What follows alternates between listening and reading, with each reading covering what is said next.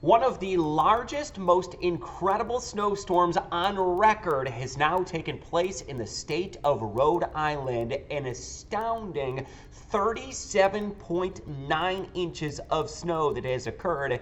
This has now clearly broken the record for the largest snowstorm ever in state history in Rhode Island. Now, this was part of that major East Coast snowstorm, the epic blizzard that dumped several feet of snow and unwinded Sunday night, and into Monday across much of the mid-Atlantic through New England, and they're going to be digging out the next couple of days. A major nor'easter that brought winds to 70 to 80 miles per hour, and again, over 3 feet of snow, with the epicenter of much of that right over Rhode Island. Truly an incredible storm. Let's put this in perspective here back in Toledo. We typically average that for an entire winter season, and compared to what we've had so far this season, 28.8 inches of snow in one day. Providence, Rhode Island had more snow than we typically see in an entire winter season.